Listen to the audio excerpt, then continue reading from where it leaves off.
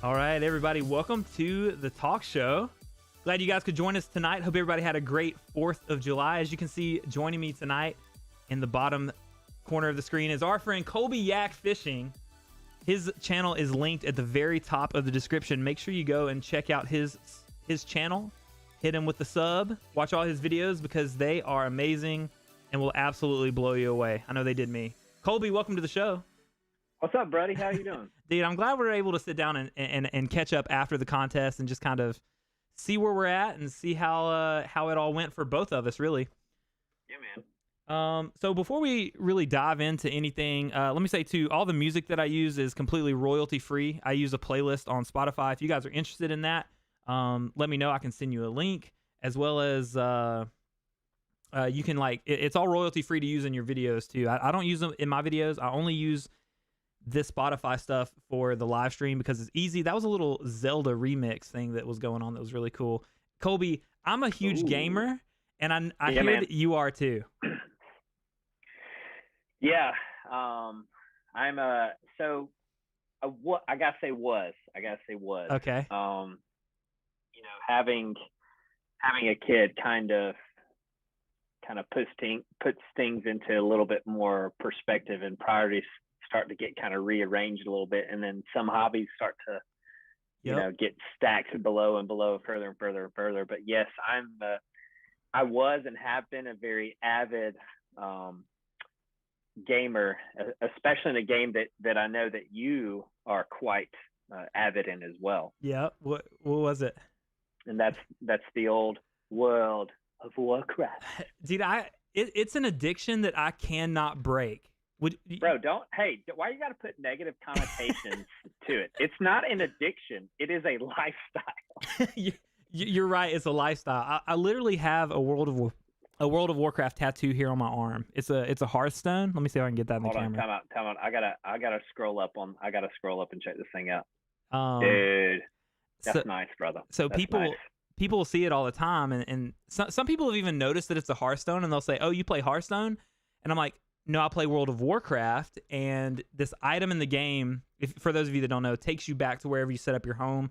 And I'm kind of a homebody. I miss my hometown. It's a little nostalgic for me. But when did That's deep, bro. That's deep. I like that. When did you stop playing WoW? So I had a banging PC, probably. Okay. So probably about a year ago. Like my dad and I built a PC, and my dad's in the tech industry. He works for a big tech group, and so he kind of knows his way around the pooters. And he and I put together a just immaculate device, and it ran probably for about five years with what it had. And with technology computers, after those few years, the stuff comes obsolete, and I was editing my videos on it. I was playing WoW on it. Like, even after we had our kid, he's about to turn 3. Even after we had him, I would still, like, some weekends, like after he would go to sleep, I'd get up and you just crank out some WoW stuff and try to play a little bit. But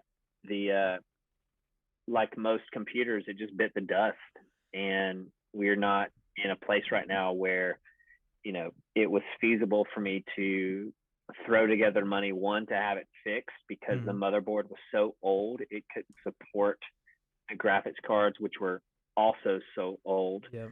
And so probably about a year ago, like I finished up the Battle for Azeroth patch.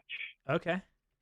Right when they shifted to the last kind of phase where you went down into the depths, and we're down in the sea area, and you're kind of doing all the little sea creature stuff and that kind of component. Like, I got down there and I was playing around a little bit, but then I never got to get to a point where I could at least do some of the raids in that kind of region. Like, I did some of the LFG raid stuff, okay, and just kind of touched on a little bit. So, but I mean, I follow some guys on YouTube, social media, that are WoW players, and at least able to see what the end content is. But when they came out with the new expansion, is it? Let me think. It's out now, right? Yeah, we're about to get the second raid tomorrow. Okay. That's okay. why. That's why I had to move the talk show from Tuesday nights to Monday nights, because tomorrow night I'll be raiding. Get it, son. That's what I'm talking about. Tuesday night, dude. Our raid nights were Wednesday night, and when I was first, so I used to be a hardcore raider. Like I was a part of a group who every Wednesday night we would do Wednesdays and Sundays, because we never got on Tuesdays because the servers were always just like slam packed. Mm-hmm. So like, you know what, screw that. We're not gonna, worry about that kind of stuff. We're gonna go Wednesdays, and Wednesdays at 9 o'clock. And like I had a big boy job at this point in time. Like I had graduated college. So I would be going into work on like 2 hours of sleep on Thursday mornings. Yeah, it was tough. And then also on Monday mornings, I would be going in with a couple hours of sleep, because we would take it to, 9 to 3, maybe 4, because we're trying to progress. And we weren't like any kind of world first stuff, but right. We would like that. We had fun. It was some of my like IRL friends and some of my like, people who I would meet, like random people when you're leveling, like in the first stages, and all of a sudden be like, bro, you remember that time we did that quest together that one time? Yep. Bro, come join my guild, son. Dude, we would get looped up, and it was just back in the day, dude. It was so much fun. Back in the day, it was so much fun, and it still is. Jason in chat said Sylvanas will die by our hands. Like he's I know Jason's cousin IRL. Yeah. But yeah, we're excited. We're excited about the next raid, and I remember. I don't know, man. She's a bad bee, brother. So last question about WoW. Yeah. Which side were you on? For the Alliance. Okay, right on. Okay, right on. us too. Bro, I'm old. I'm an old guy. Like, of course I do for the Alliance. I'm not a freaking Zoomer, dude. Like, I'm not gonna be a horde. That's so true. Now I had characters. I had some alts that were horde. Like I had, of course I had a blood elf. Oh yeah, I did. What did I have?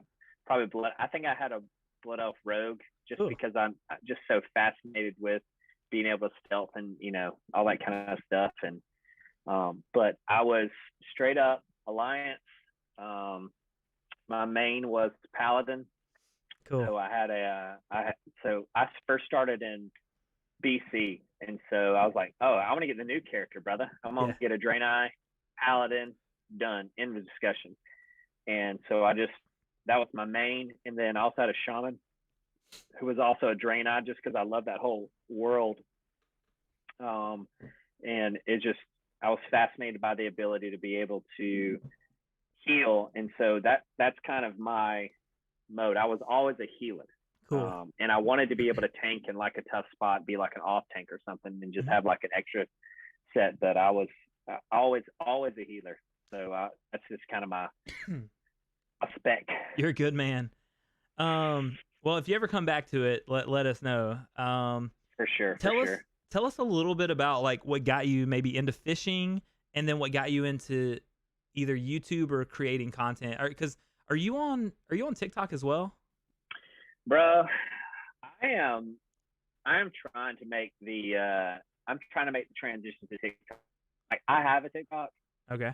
And I haven't put a lot of time into making anything yet. Like, I have a couple things lined up that I'm going to get started on. Right now I'm just kind of a consumer, and I probably consumed maybe 7 hours of my life here in the past few days, which is not healthy, on the TikTok. But I know you can understand. I know people can understand by that. But yeah, I first started out fishing. I mean, as far back as I can remember, like, you hear the whole old zip code 33s. Yep. Like I had a Zebca, and I remember, fishing on the banks with my dad and uncles and, stuff like grandpas, all that kind of stuff, not really understanding what's going on. And then, oh, here's a fish that's flopping around. Like, oh, it stabbed me in the hand. I don't like this. And then I'd be like, well, but it was kind of cool. I was hanging out with dad, And then it wasn't really until I actually graduated college and I got my first bait caster because I was like, oh, that's what Bill Dance is using. So, and I would watch, some Bill Dance. I'd be, chilling at home because that's what you do after you graduate college. You move back in with your parents. 100%. Yeah. So I was chilling at home, and I went fishing with Bill Dance today, and I had to catch one for Bill Dance because he says that that's his sign off. Go catch one for me, and so I would go out. I was like, oh well, Bill Dance said this is a good bait caster, so I'm gonna go buy this bait caster. Well, Bill Dance caught some fish on this crankbait, so I'm gonna go buy this crankbait, and that's kind of how it started. Like I would just watch Bill Dance go to the local Academy or Dick's Sporting Goods or Walmart or whatever was nearby, see what they had. And then we had this little tree farm that had a pond that they used for irrigation that was just loaded with just tiny bass. I was like, I just want to see if this is something that'll work out. And so from there, just catching a bunch of fish. And then I got a kayak probably, 10 or 12 years ago. And I just kind of opened the doors up to a bunch of different places, and then just kind of exploded from there. And then YouTube started. I know this is getting long-winded, but no, that's perfect. That's perfect. Yeah, YouTube started, and by my wife actually for our first anniversary, she was like, "You always talk about these YouTubers that fish, and you know what? I got you a GoPro." I'm like, "Brett, this is opening doors to new possibilities." And so I was like, well, what am I going to call this thing? Like, well, my name is Colby, so we'll go with that. I like to fish from the kayak, so YAK, and then fishing, and then just kind of like, developed it fluidity into Colby YAK fishing, and just started kind of cranking out some videos. I was at first I kind of turned them into like, if you go back to some of my early stuff, it was just music that my brother-in-law made, and some dope stuff, some amazing things that he made. And I still use some of those songs to this day.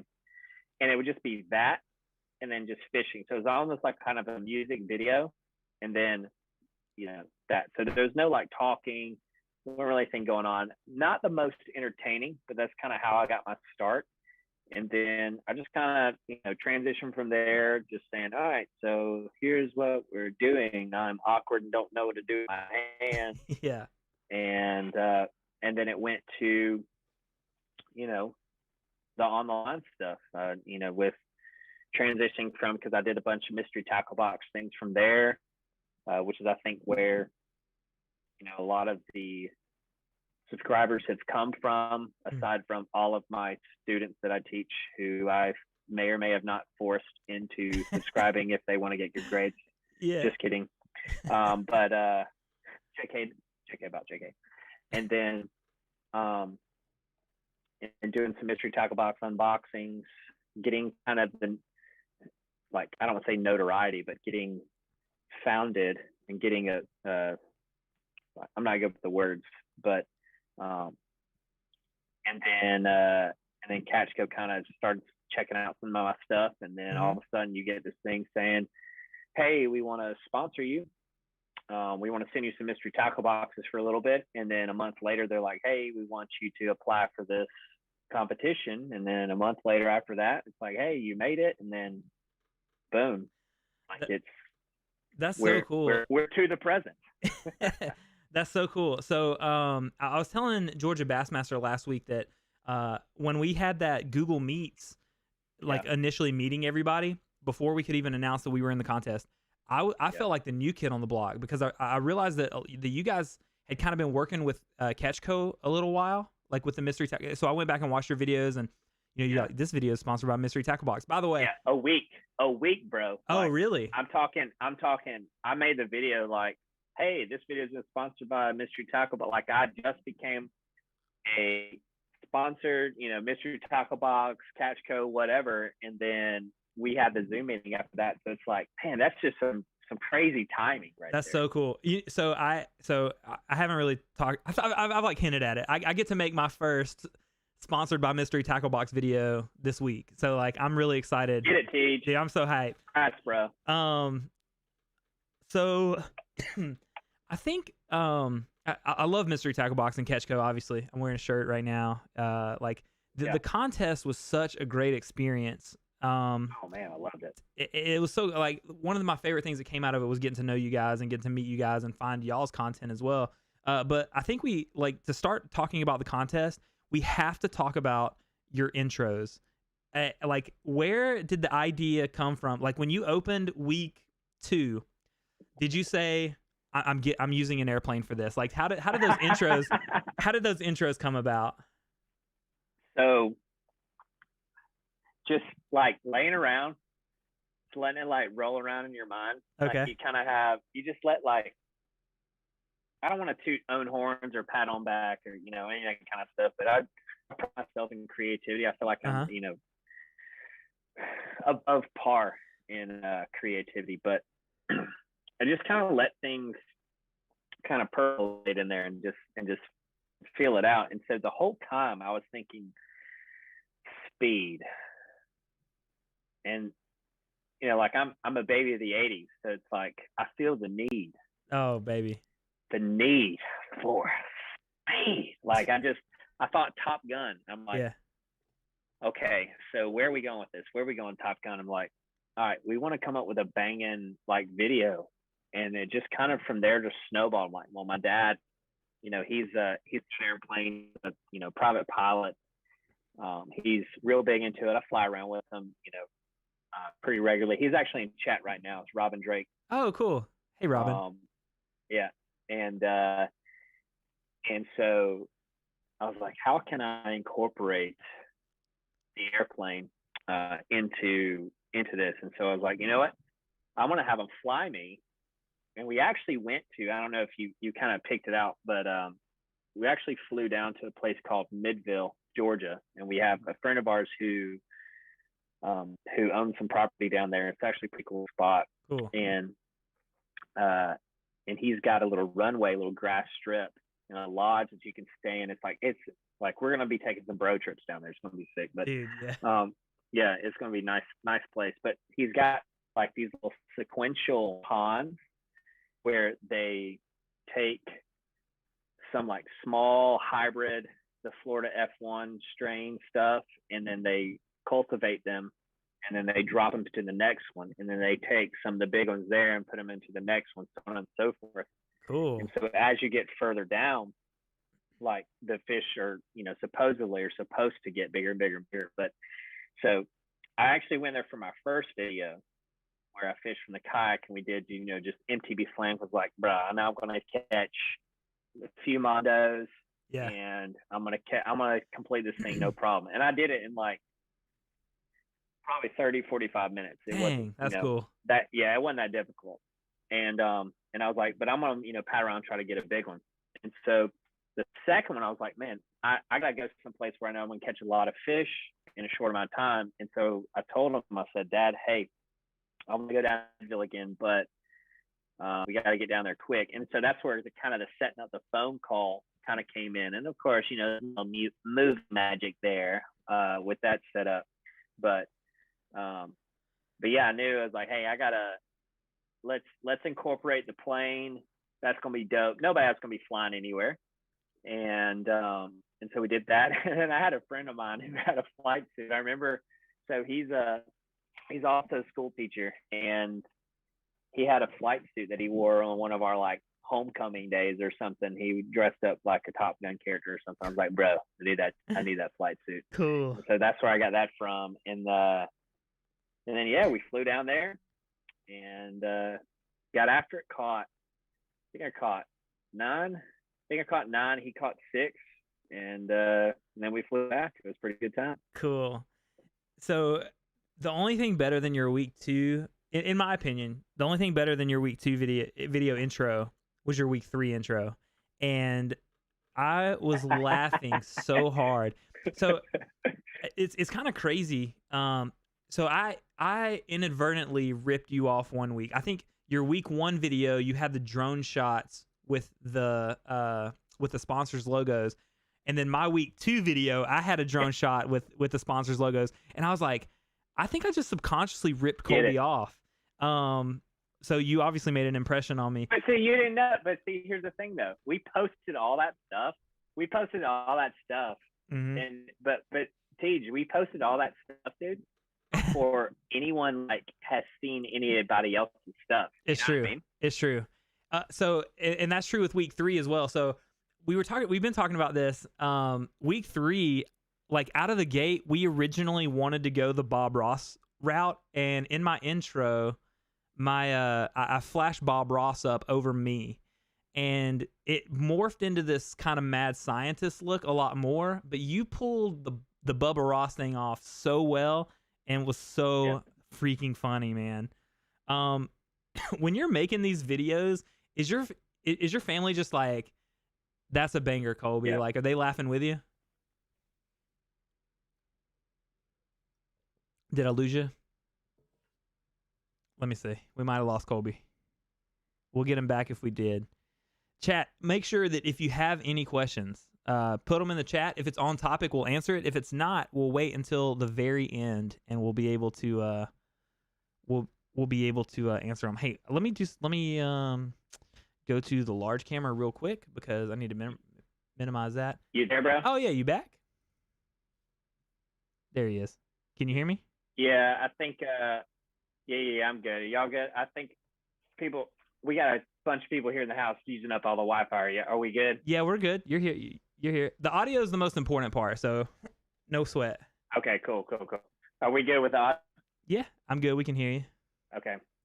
So last thing I heard was you asking, kind of talking about week 3 video. You did a little bit of the Bob Ross thing and kind of did a little flash up on the screen, your mad scientist stuff. Yeah, it kind of went the mad scientist route more than the Bob Ross look, but I feel like the Bubba Ross thing was epic. So my question was like, is your family watching these videos, or like, are they a big support system for you in the content creative side of things?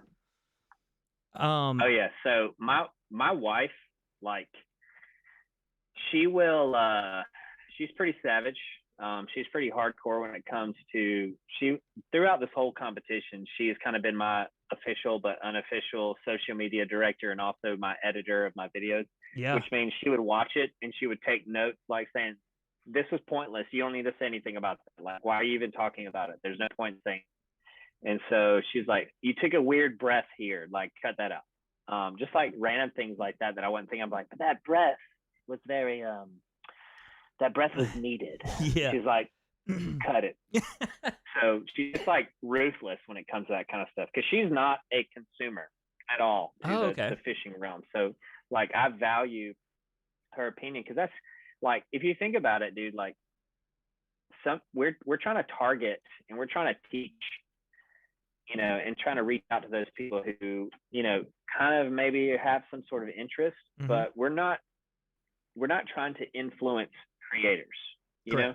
Correct. Like we're influencing consumers. And so, and when you think of it that way, it's like, what do people want to see? And so that was super helpful for her, because she was like, and this is her, like, when I am consuming my Instagram or consuming, YouTube, whatever, it's like, I want somebody who is this. I want somebody who's this, this. And I look for these components, not this, and this. And so I try to listen to her, because that's like super good advice, man. Like, and so she would edit and all that kind of stuff. And then my parents, of course, like, I could get on the camera and just like make fart jokes the whole time, or say, and they'd be like, Colby, that was the best video that you ever made. I'm like, thanks, Mom. I know they're probably watching right now, and appreciate you, Mom and Dad. They're never watching another video again. No, they're gonna watch every single one. Only child. Oh, nice.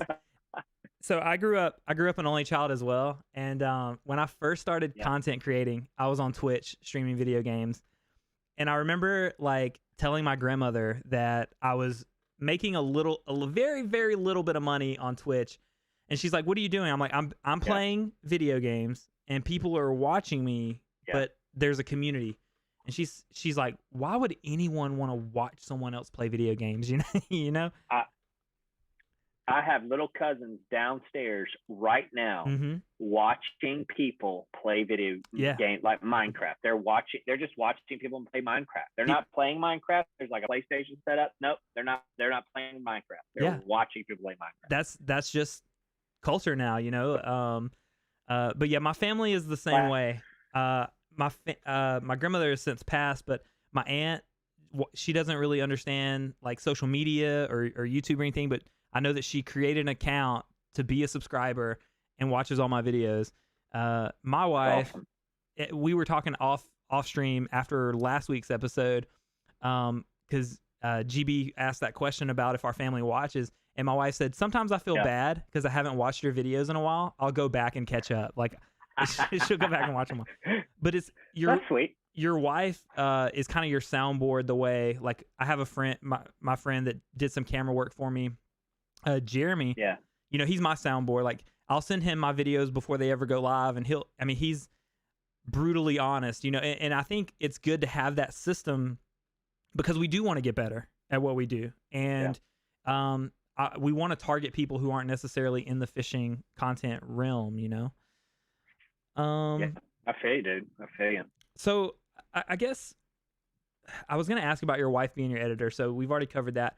What would you say was your overall experience with the On the Line contest? I think it honestly pulled the best out of me. Oh, 100. I've if you look at all my videos that I've done up to that point, like I set a bar for myself that is miles above where I was at before. And the cool thing about it is you know, I was able to come up with these crazy concepts and ideas and just creativeness that for me was something that I haven't done before. And so like from that aspect, it was an amazing experience, also like invaluable, because I don't know if I would have ever have pushed myself to reach the level of content to create if it were not for some sort of competitive contest, because I'm a super competitive person, and my wife will be the first to tell you that like I take it sometimes too serious, and if the outcome doesn't kind of go the way that I'm hoping for, I get really butthurt about it. Yeah. And I, you know, we can talk about that more if we want, if that's coming up next or later. But I don't think without this competition I would have really honed in on some of the creative component. And like I've even started I've got the ball rolling on some new things that I haven't seen before. Cool. Fish videos, and it's exciting to have these ideas and, you know, get the creative juices flowing. But I mean, like if nothing else comes from the competition, I know winning second place, man, it's, you know, freaking awesome. Yeah. But I just found out more about myself, and I think that is the ultimate prize. Seeing what I was capable of, seeing what I'm able to do with the resources that I have, and producing videos that I think and content that I think is above average. Yeah, 100%. I think I think it's true of everyone. You can go back and watch everyone's videos, and you can see a progression each and every week of their video getting better and better and better, and same. Yeah. And so now the videos that I have coming out, you know, last week's video and this week's video and the next week, like the videos that I have in the chamber ready to come out, I feel like aren't up to the same caliber as the contest ones. But like you said, I've set this bar for myself where now I know if I'm not putting forth the creative effort or even the editorial effort, you know, like I'm challenging myself to get even better. Yeah. Yeah. That's kind of good and bad, because it's like you've set the bar so high for yourself that you were like forced to reach in order to keep up, to keep your head above water, to stay within, you know, the other competitors, because you're trying to just, each time it's the old arms race, like, you know, you're just trying to do one after the other, you know, like just trying to be better than the other person and better than your last video. And then now you kind of take a step back from it. Like I haven't made a video since the contest, and that's, you know, for a couple of different reasons. But I have one kind of in the chamber that I'm going to kind of start working on. I have the raw footage of it. I just got to kind of start putting, you know, I just kind of had to take a step back for a minute, take a deep breath, and reevaluate some stuff, you know. So let me ask you this then, and if there's ever a question that you don't want to answer, I mean, feel free to say pass. Colby came in second. Your videos were absolutely incredible. Do you feel like, with what you just said, do you feel like you were obviously disappointed, but maybe a little burned out?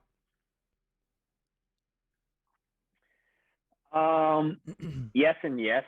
Of course. I mean, Teej, just being honest, like we had to do in the Final Four. We had to do these little extra videos, like had a couple more questions to answer. They were never put live anywhere. I don't know if it was for judges or for whoever. I don't even know if they used them or watched them. But some of the questions were like, remind our viewers, you know, why you should be the next fishing influencer. What would you do with a boat? Just, you know, just this kind of like, what's the most valuable thing you've learned? You know, that just kind of stuff. Okay. Like I was kind of reevaluating and thinking some of the stuff, and like I never expected being out of the first round. Like you know, you and I are very similar in our platforms. Like we're man on the toe, you know, and that's super intimidating, you know. Yeah. Like Ryan Rigg has almost 25,000 followers on Instagram. Yeah. Have a bunch as well, and those are some super heavy hitters. Ryan the winner, Ryan Fisher Yin has he's got, I think he actually has the most subscribers on YouTube. He's only got like 3,000, 4,000, something like that on Instagram. So it's like we were going up against some pretty heavy hitters. But yeah, if you look at the metrics at which the videos were being, and I kind of, this was laid out a little bit more for us in the beginning. So then there's 3 judges, they're going to judge, and then, like, you know, the voters are going to vote, you know, the voters are going to vote on. I wish it was more laid out, like, okay, so there's 90 points that are coming from the judges, 30 from each judge, 10 for each of these categories you're judged on, and then if you come in first in the voting, you get 10, second, you get, you know, so on and so forth, and it dwindles down. Yeah. Like, I think that would have helped out my nerves a little bit, but at the same time, knowing that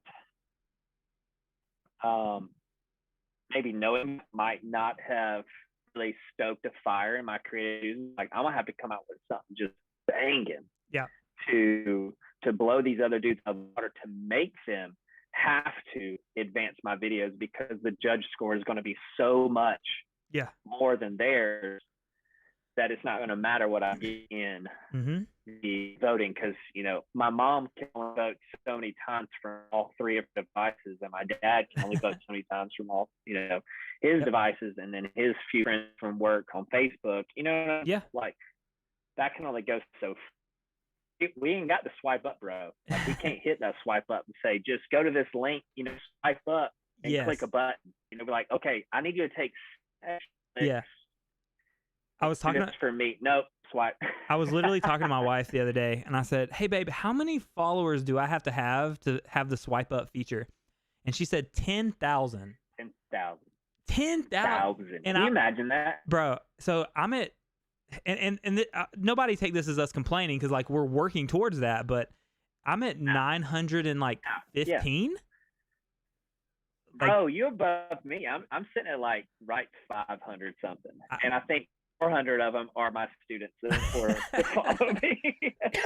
I need that have no interest in fishing. They're just like, I like what Coach Drake's doing. I just want check him out a little bit. Yeah, and that's the thing, is like I need to find the Instagram, like the sauce. I don't really know what it is. Like I've upped my posts. I've made them a lot better. I've made the info a lot better. I'm using relevant hashtags, 100%.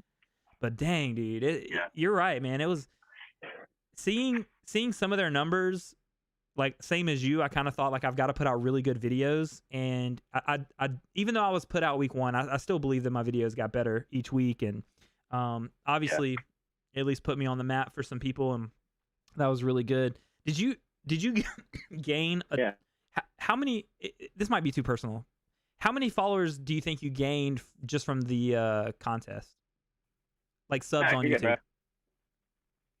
I think I got like, so I made a post, I think right in the beginning. I think I hit like 700. I was at like maybe 680 when we started. Okay.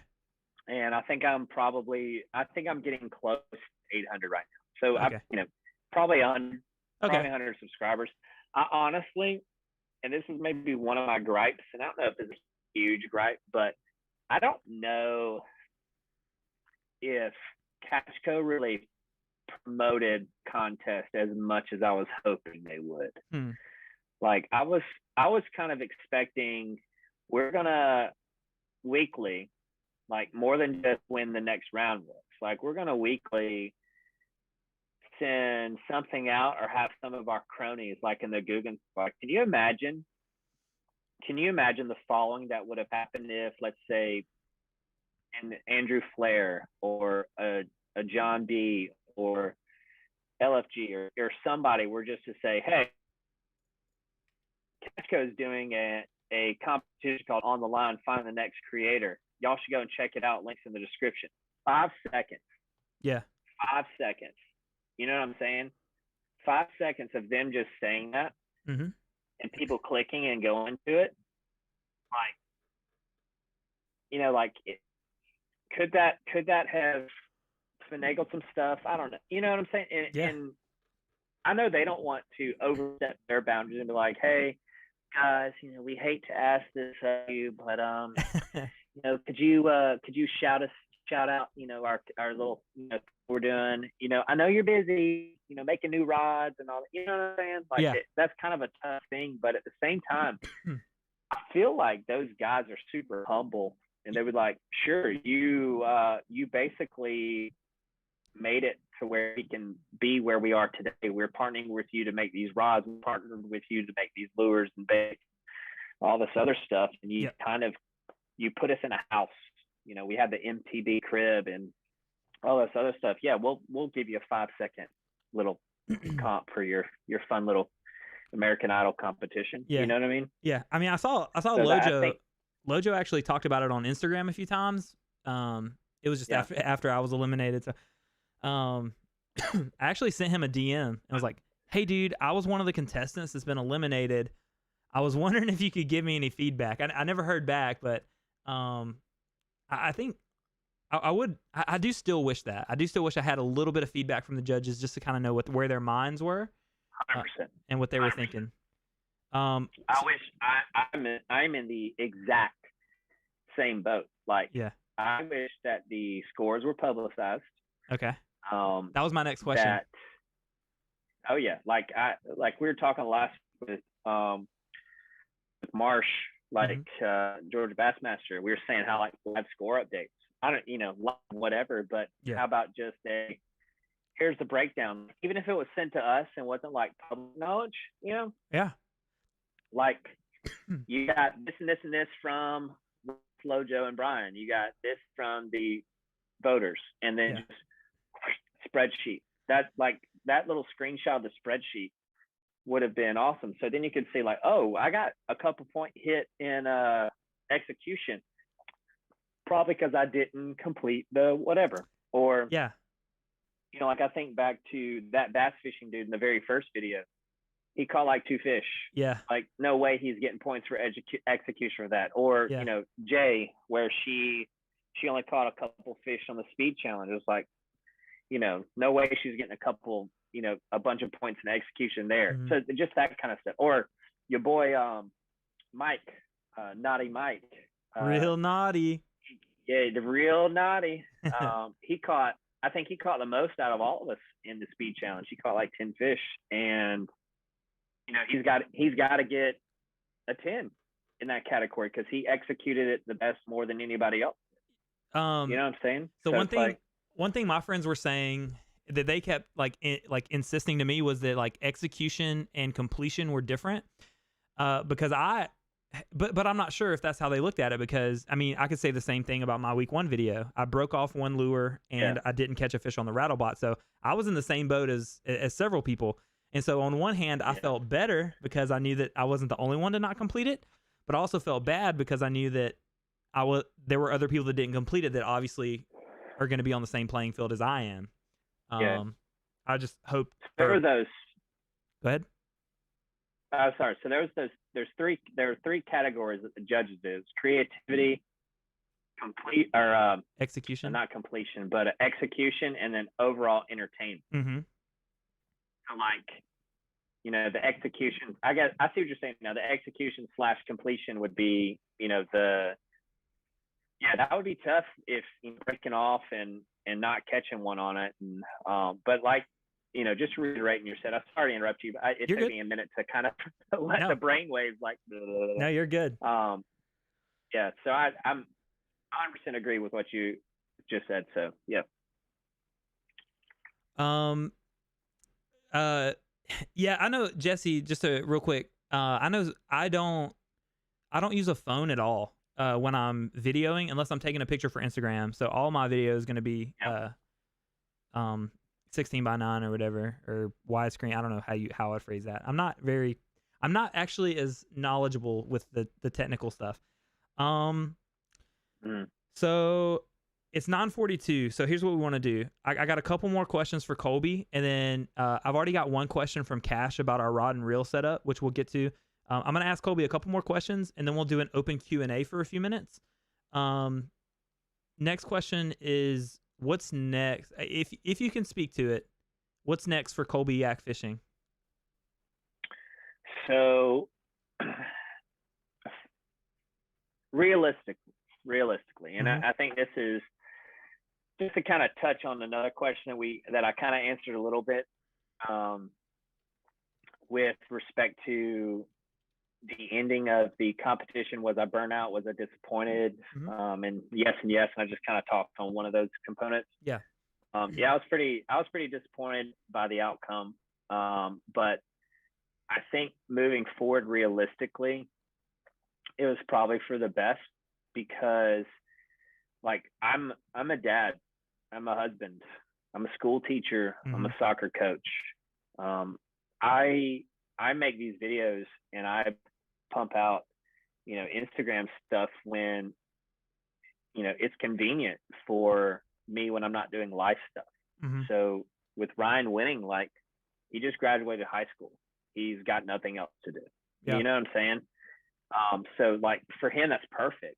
Like he's able to do that kind of stuff, and he's going to do an amazing job. I have no doubt, because he's got the time that he can put to it. He's already like on the scene. He's got a great foundation and a platform for it. So it's like, you know, you're set up, bro. Like, just the world is yours. Take it.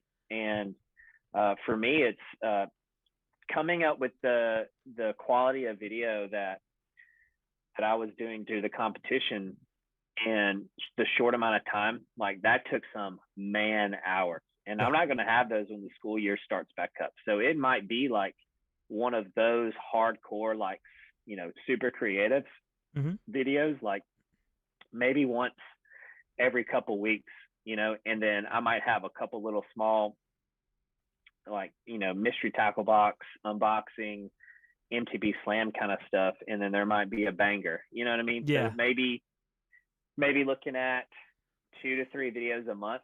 Realistically, like 2 to 3. See, here's my thing is quality over quantity. Okay. So like I used to be kind of, in the other realm where like, oh, weekly uploads, or daily uploads. Like I remember when Lunkers was like 365, we're doing. Yep. I'm like, this guy's got some balls, bro. Like let's and I tuned in for probably 200 of those. Yeah. And he managed to get, to shoot videos that were compelling. I was interested in like how this guy's going around, his daily life, figuring out, vlog style stuff. He didn't go fishing this day. Cool. But he talked, kind of about some of the stuff. Like he just literally went shopping and I watched all 20 minutes of it. You know what I mean? Yeah. So I'm not in that realm. My realm is going to be probably a super banger creative one, maybe an MTB unboxing and a slam. And that's kind of what we're going to be doing for me. And then, okay. I might have some theme stuff coming up. Like I have some things in the offing, okay. Of just different things I'm going to be adding to some new playlists I'm going to be creating that I think are going to be some fun additions.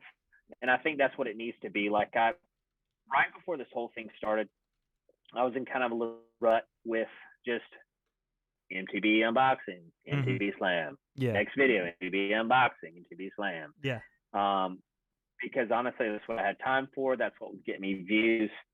And, it's like, man, do I even want to keep doing this? And then the whole, it just kind of spiraled from there, like this whole competition. And so it's like, now that I've found the kind of creative juice, like I really, have some fun things coming down the pike that are super different, similar, the same, but we'll see. You'll see when they come out. Well, I'm excited. I know my community is excited. Behind the scenes, me and my friends talking about the contest. Obviously, like we had talked off camera a minute about how several of us kind of just gravitated towards each other. We felt very similar, and a lot of my people really enjoy your videos. And one thing I want to hit on before we move to the Q&A, a couple things. You said quality over quantity. I've noticed, or we've noticed, a big shift in YouTube where the vlogging style is, I feel like it's kind of on the way out. Like you don't see people doing the, like Casey Neistat every single day telling a story anymore. You do still see daily uploads, but it's less like, come with me to the grocery store. But I agree with you. I just remember last year, you can go back and I think they're still on my channel. I took all the video game stuff off, and I might have taken these off. I'm not sure. I daily vlogged for like 8 days, and it sucked. Can I be honest? Like I learned a lot, and I felt like I made some decent videos. I learned a lot. That's the biggest takeaway. But sometimes like your video editing skills were like got benefit from it because you were clipping stuff, but your quality was not there. And like you said, you're a dad and a husband and a teacher, like, and a coach. Like I'm a husband and a pastor, and I've got all these things. Like I can't do it every day either. Alive, bro. But man, we're excited about you and your channel and where it's going. I kind of foresee this, like I've got a couple other contestants actually that I want to get on in the next couple of weeks and continue these conversations about the contest and what's next. But I see this as kind of morphing into a weekly podcast or talk show, whatever you want to call it, where we talk about YouTube fishing, basically like fishing and content creating. And I haven't talked to this guy yet, but I want to try to get him on for next week. But just for a second, did you watch Tate's video this week? His announcement? I didn't watch it. What, like I've been in like incognito away from computer technology kind of stuff. What I remember us talking last week about like tell me, just sum it up for us. Tell me what happened. So Tate, and this is another reason I asked about TikTok earlier. Tate's TikTok is incredibly huge. Like, first of all, it's really good stuff. Has landed a job working with the Guggen Squad, creating short form content with them. Like how awesome is that, dude? Bro. Dude, I'm so That's happy freaking for awesome. Tate. So I don't know if Tate's watching or if That's he awesome. listens afterwards, but I'm gonna send him a DM probably tomorrow and be like, "Hey, dude, Monday night, 8 o'clock, can we talk about it?" Yeah, dude, I'm tuning in. I didn't even realize that. I knew it was probably gonna be something we were talking about it. Yeah. Because Marsh was like, yeah, I know. Yeah, Tate done. He's got something, but I'm gonna let Tate tell you about it. I'm not gonna jump the gun. He did. I'm like, all right, yeah, all right, it's gonna be something huge. It's gonna be something real big like that. Like he moving to Texas into the Guggen Squad palace. Yeah, yeah, he is. So, but man, when I first saw it, dude, I'm so happy for Tate because he was another one of the guys in the contest that outside of the group message I really connected with and love his stuff as well. All right, so let's. If I'm honest, before you get in the Q&A, if I'm honest, after I myself do the Bubba Ross from my third challenge video, I honestly said, oh my gosh, I hope Tate doesn't get offended and think I'm making fun of him. I was like, his accent is so Tate. I'm like, oh my gosh. And the long hair, I'm like, I almost said something that's like, Tate, I promise you I'm not making fun of you. This is just a fun thing. Like, don't try to take anything from it. My wife. I'm like, oh man, I'm gonna lose. We were watching his video last night, and my wife was like, man, his accent's thick. Where's he from? I was like, he's from Kentucky. He's real Southern, dude. Yeah. Yeah. He's from the Blue Hills. I know, dude. So the only question that I have like backlogged for Q&A is my friend Cash wanted to know about rod and reel setup. I personally am running three rods right now. I have the Guggen Go-To. Okay. I have the Guggen Twitch, and I have the Guggen Finesse. 2 are gold, 1 is green, and then I'm running a Shimano SLX on my Go-To. I'm running on my Finesse. I'm actually still running the favorite Defender reel for spinning reel that I had on a combo, and then I'm just running like a cheap Abu Garcia Black Max combo baitcaster reel that came on the combo, but my other Shimano SLX is at the bottom of the creek, so I have to make do what I got. What about you, Colby? Bro, you fancy? Dude, what's your rod and reel? Fancy, dude. I try. You real fancy. So I'm kind of one of those cheapskates. Okay. And I've been. My thing is like, if it ain't broke, don't fix it, and don't upgrade it. It's an interesting kind of. I got an interesting rod and reel setup. So my very first bait caster, you might see it in some of my videos, is this red Bass Pro Bionic. It's like red and gold, and it's just old. It's old. It's probably 12 years old. And I have it on just it's one of my fluorocarbon reels that I use for like crankbaits and stuff. Okay. What is it on? I think it's on like a Berkeley Lightning rod, because I don't know if you've ever used a Berkeley Lightning rod. I haven't. Holy moly, bro, like $4 if you're just getting into fishing, or if you're an avid angler, $40, maybe $30. Like these rods, I was just talking with one of my brother-in-laws about it. Like we were just raving about how, oh yeah, I've had it for 10 plus years, 12 plus years, and it's still going strong. So like that's one of my setups. And I have just like a hodgepodge of stuff. Like I have a Quantum. Oh God, I don't even know, dude. I think it's called a Quantum Escalade on a random Bass Pro rod. I have another Bass Pro Bionic, which has got some braid on it, which I don't really use that one very much. But the Quantum Escalade one is my topwater setup, because I got my mono, and so I'll use that for like topwater plugs that have trebles on it. But I use something else for frogs, because I don't really like to use mono for frogs. So I want that I want that real jerk for the braid. Yep. And then the last rod and reel that I purchased was when Gander Mountain was going out of business. Okay. And I got 13 Fishing Inception, which at that time was retailing for 150, 160, something like that, because it had just come out, like just coming into the game. Mm-hmm. And I got it for like $50. Dang. And then I got a Gander Mountain rod to go with it. That was like another 170, 180 for probably like 30 or 40, because they're just trying to get rid of everything. So I got a probably $300 setup for about like right under $100. Like it was. Dang, that's cool. It was a steal. And then I actually had a sponsor before Cashco Mystery Tackle Box. It was actually a former student of mine. He created his online tackle company. Cool. And yeah, it was just like this cool little thing. And his big thing is he's got a lot of like vintage lures on there. So it's called Carvco Outdoors, Carve-Co Outdoors. And he has like a bunch of, lures and that kind of stuff. But there's like vintage things on there that are pretty neat as well. And so one day he kind of just surprised me with a brand new 13 Fishing reel. And it's the black Concept Z or Concept A. I can't remember which one's which, but it's the black Concept Z or A. And then I did buy a rod that went with to go with it. So okay. That's kind of like my setup, man. It's like real simple. And even in my red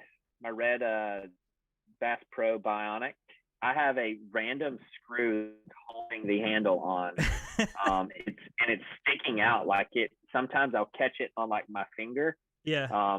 But it still works, and I love it, and it throws great. And so I'm looking to upgrade. And I'll have to probably talk to you about how you think about your SLXs, but I'm kind of waiting till I cast this year to see what new stuff comes out before I throw some money at it. You know what I mean? So mine are not DCs though. Mine are just the regular SLXs, but I love them. And cool. I heard you say it several times, Bass Pro rods. My buddy that asked the question actually is a manager at Bass Pro, so that's awesome. He's probably happy to hear that. A couple more questions. I have two of the white. They're both of them. The ones that I have are white micro guide bionic spinnerbait rods. I think that's what they are. So Digital Wells in chat, who works alongside that bass fishing dude, which they do about. I need to say this. I tried to share it last week on my Instagram, but I'm still learning the ins and outs of Instagram. Usually on Wednesday, and correct me if I'm wrong, man. Usually on Wednesday nights they do they'll do an Instagram live. So definitely if you should be following that bass fishing dude at this point. Definitely follow them over on Instagram and join their live. I know he does some giveaways as well, so you guys will enjoy that. He said, I'm curious about both of your reasons for getting into kayak fishing. I fish from a kayak multiple times a week and always appreciate other kayak anglers. So for me, I live in the Charleston, South Carolina area, and there really isn't good ponds or bank fishing available. And I knew that if I wanted to get better at fishing, I had to get out on the water. And hey, that's cool. And I always wanted to fish tournaments. And so I started to kind of find out about kayak tournaments and how they worked. And so I saw this as an opportunity for me to get into fishing off the bank, like getting myself off the bank, as well as getting into the tournament scene, because I know that it'll be a while before I'm ever in a boat. But kayak fishing itself has its benefits. Like I can get back in creeks here that bass boats just absolutely cannot get into. And so the feeling of being close to nature, close to the water, there's an intimacy that comes with fishing from a kayak that I've actually fallen in love with. What about you, Colby? What got you into kayak fishing? Like same exact stuff that you said. Mine's kind of the reverse. Like there's plenty of bank ponds and all that kind of stuff that I could have fished from, but I found myself like I want to be able to throw it that spot over there, but I can't get to it. Yeah. If I had a boat, I could, get over it, but boats are expensive. I don't have a place to put it. Right. But a kayak, I could throw that on the top of the FJ and like I could work some out. Also, we have a river that runs kind of like right through Athens called the Broad River. Mm-hmm. And so we would go up to a town right above Athens where we're at in Georgia, and we would float the Broad River a ton during the summer. And so you can bring your own boat, and all you pay for is $5. But if you have to rent a boat, it's like $20. It's like, I could save some, money just getting my own kayak and just having them, say, I got my own boat, no problem, guys. And then get down there and they just shuttle it back up for me. And so that was a huge component as well. And I was like, well, I want to get something that's a fishing platform. Mm-hmm. So I invested in and got, this feel-free Moken kayak, and it's, just a little 10-footer. It's perfect for what I do. And I've taken it in the salt. I've taken it in ponds, taken it in big lakes. I wouldn't recommend it in big lakes because it doesn't track very well as a 10-footer. Yeah.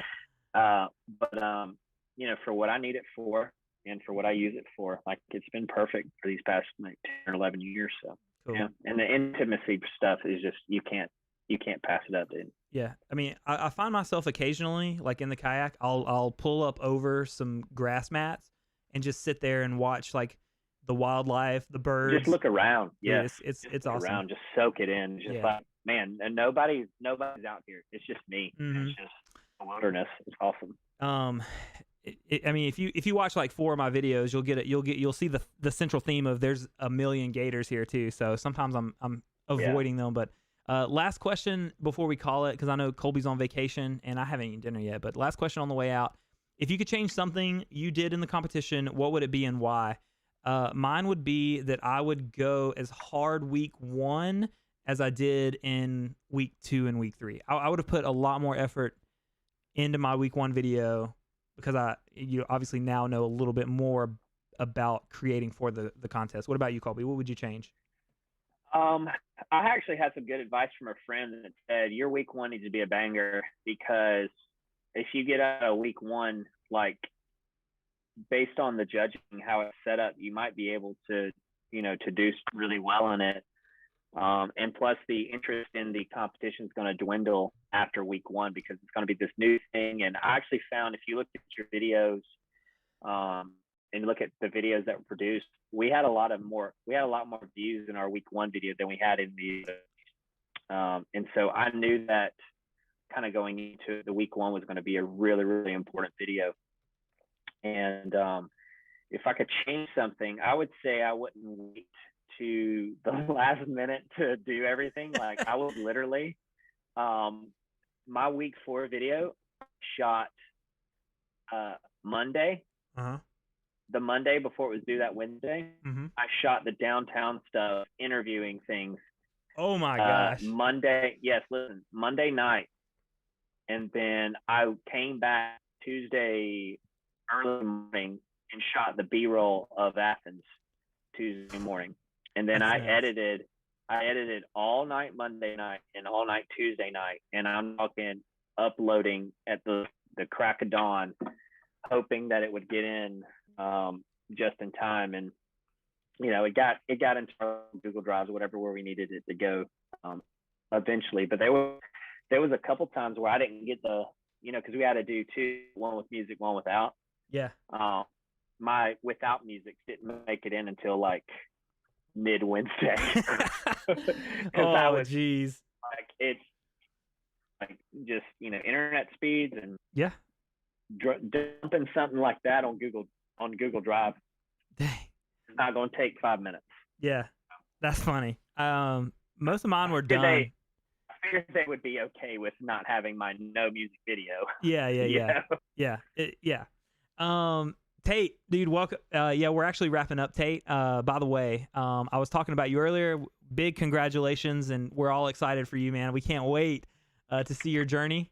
But I was telling everyone earlier that I was gonna shoot you a DM tomorrow and ask you if you were gonna might be available next Monday night to chat. I don't know, from 8 to 9 Eastern time or something like that. I don't know if congrats, Tate, bro. Yeah, dude, congrats, Tate. We're super stoked for you. So it is 9:05. So he's down. Oh, perfect. I'll shoot you a DM tomorrow, and we'll talk it out. Actually, I'll shoot you a DM on my phone number so we can just text. But we're gonna wrap up the live stream. Thank you guys, everybody, for joining. Make sure you click the link in the top of the description. go to Colby's channel. Make sure you sub. He's got some really exciting stuff coming. I can't wait for you guys to see it because I can't wait to see it. I love Colby. I'm very thankful for him being on the show. Make sure you say Thanks, Teej. you're appreciated. Make sure you guys are appreciative as well. You know, we're breeding this collaborative community. I'm going to shut the stream down, and then I'm going to go eat. Me and Colby are going to talk for a few seconds. And yeah, you guys are the best. Thank you so much. I love you. Let me hit you guys with I actually have an ending screen and some music. Yes. Let's see it. Wait, where's my ending screen? There it is. All right, good night, everybody.